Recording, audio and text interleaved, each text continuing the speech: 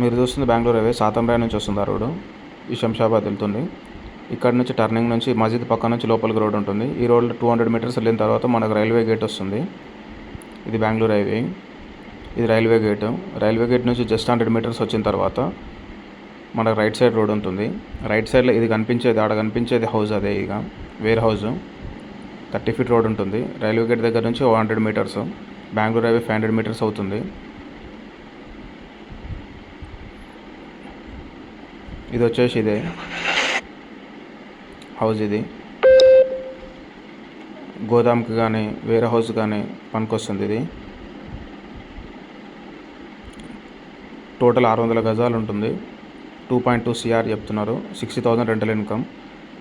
Present ఇలా గోదాం నడుస్తుంది. బీరువాసు, tables, furnitures తయారైతాయి ఇక్కడ.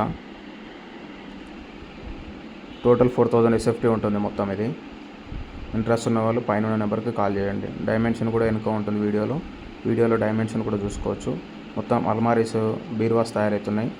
మొత్తం 4 షెడ్స్ ఉంటాయి. ఇట్లా ఇదొకటి అదొకటి ఆ లాస్ట్ వరకు ఉంటాయి. మొత్తం 4 ఉంటాయి. 30 ఫీట్ రోడ్ ఇది. ఈ రోడ్ మళ్ళీ శంషాబాద్ వెళ్తుంది. ఇది 1, 2, 3 అట్లా 3 ఉంటాయి. మొత్తం పొడవుగా ఉంటుంది. ఇది డైమెన్షన్ వచ్చేసి ఇప్పుడు మీకు చూపిస్తున్నాం కదా, ఇది డైమెన్షను. ఇంట్రెస్ట్ ఉన్న వాళ్ళు పైన నెంబర్కి కాల్ చేయండి.